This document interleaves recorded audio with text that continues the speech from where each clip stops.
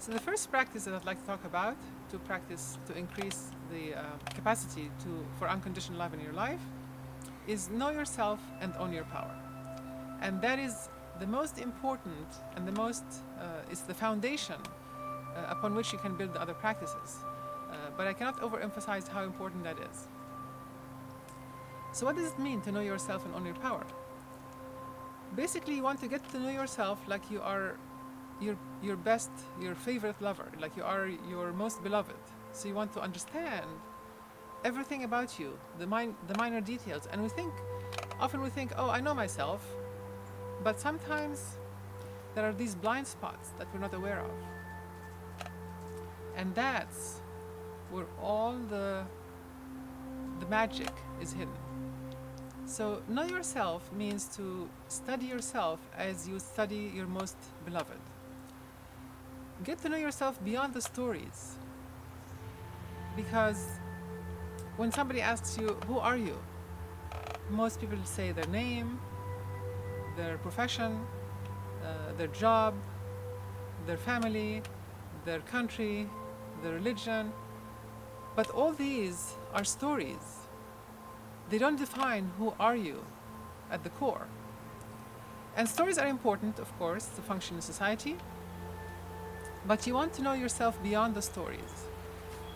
And in order to do that, I know this is going to sound cliche, but it's extremely important. You need to heal your inner child. Healing your inner child is to understand what formed your worldview, what formed your habits, what formed your ideas and thoughts, what formed your reactions. And it's extremely important to understand all these mechanisms that are in your subconscious, behind the scenes, controlling every single decision and every single move you make. And luckily enough, in this day and age, there are 1,001 ways to get to heal your inner child. There are many transformation courses, workshops, modalities, books written, and in my experience, it's extremely hard to do it on your own. You need a coach or somebody who can handhold you through the process, because it's like trying to show the fish that there's water around it. And once we start that journey into knowing ourselves, we need to also have the capacity to love ourselves and forgive ourselves, because we all have parts of ourselves that we don't like. It can be physical. Somebody doesn't like their nose, doesn't like their hair, doesn't like their height, whatever it is. We all have those somewhere in our psyches, like, oh, I don't like the way, my leg looks or whatever. And that's part of our story that we inherited. And it's extremely important to start healing your inner child by starting to heal the primary relationships in our lives. The primary relationships would be with our parents, children, siblings, spouses, and all the important relationships in our lives, because those are the ones that probably created the stories in the first place, but also are keeping them intact. And until we change that story, we're always going to be stuck in a story that doesn't serve us. So when we are babies and young children, we are dependent on the adults in our lives for our survival. So we tend to acquire certain habits and certain traits and certain methods to survive, because we are dependent on our parents, for example, or our caregivers. And when we become adults, we need to update that programming, because we are no longer dependent on them, and we can change our relationship from a parent-child to adult-adult. And by doing that, you're giving yourselves and your parents the best gift they can ever receive. Because when you think about it, they worked all their lives to see you a happy, responsible adult. So by getting out of the child role, which is no longer adequate and no longer realistic, you're telling them, you did a great job. Here I am, a happy, responsible adult. This is what makes me happy. This is who I am authentically. This is the true essence of me. So it's extremely important to heal that relationship and to start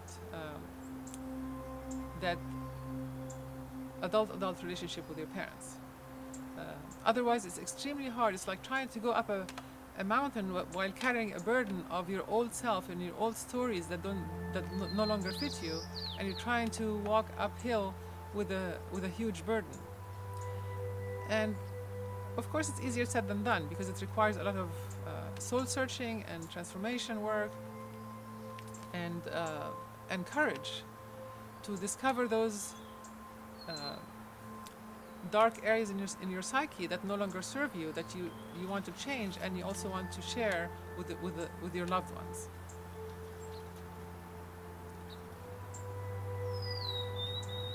And the stories that we inherit may not only be from our parents, it comes from our ancestors. Generations after generations, we inherit stories.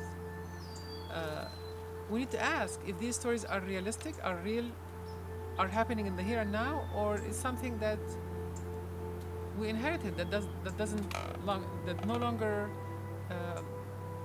is real for me. It's just something I inherited. And does it make sense to continue living inherited stories from our ancestors?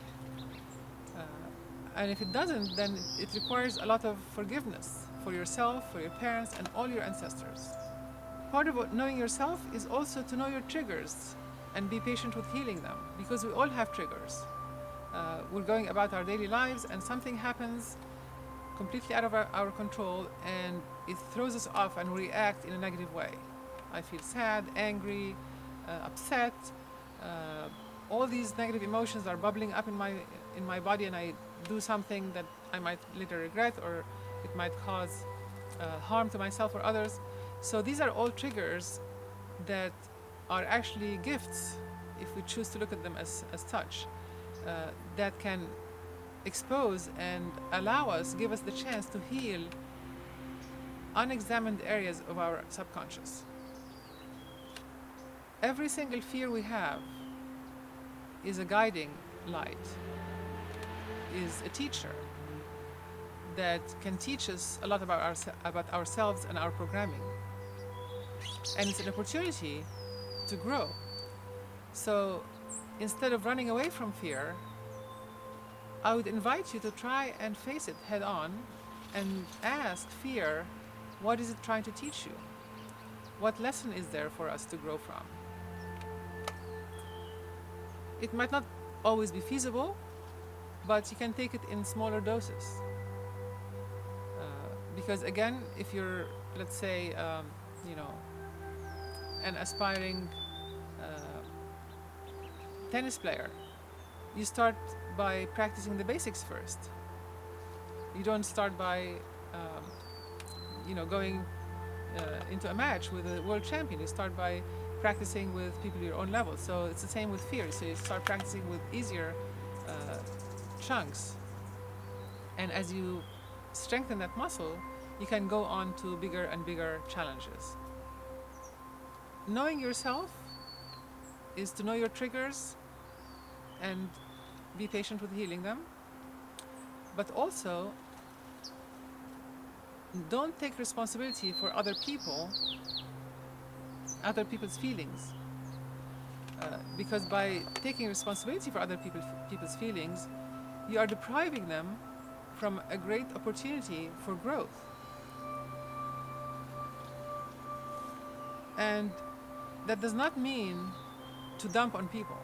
That's a completely different story. We're going to talk about that in the third point, in the third practice, which is practice being vulnerable. But in the first practice, which is know yourself and own your power, is to own your reactions. Every single reaction we have, negative or positive, comes from our own worldview, from our own programming. So owning your power is to realize that you have the power to change your reaction and therefore to change your reality. So being in the victim role and saying, oh, he did that to me, she made me do this, the world is a hostile place, they made me do that. This is all victim talk that we are so familiar with that it's almost second nature, and we all think this is normal, but this is not normal. This is actually a victim mentality that releases us from the responsibility and puts the responsibility outside of us, and therefore we become helpless. And that's not a position of power. Now, that is not to say you stay in a situation where you are in pain, because that's not loving yourself. That is actually the opposite of loving yourself. So if you are in a situation where you feel a lot of anguish or stress or pain or a constant suffering, the first thing you do, if you love yourself, or if you want to practice loving yourself, is to remove yourself from that situation. And then you want to examine what happened to trigger you.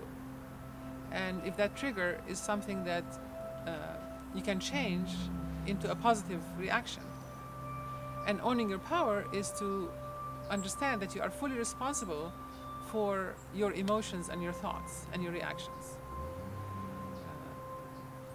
Part of owning your power is to know how to get back to center, how to come back from a state of being triggered and emotional in a negative way to being at peace and feeling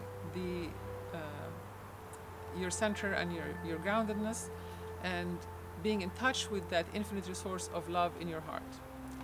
That transition from trigger to center is your responsibility and your duty towards yourself and your gift to yourself. So find all the tools at your disposal and all the things that help you come back to center. Whether it's talking to friends, journaling, sports, exercise, movement, dance, a walk in nature, pets, whatever you need to do, taking care of your physical needs, whatever you need to do to come back to center. And it actually is very helpful to have an inventory of these, I call them centering tools. Like maybe write a list of all the things that bring you back to center. And when you discover something new, add it to that list, because that's going to be your treasure. That's going to help you recover from triggers without the need to react in a negative way. It's extremely important to understand that you are responsible for your own emotions, thoughts, and orgasms.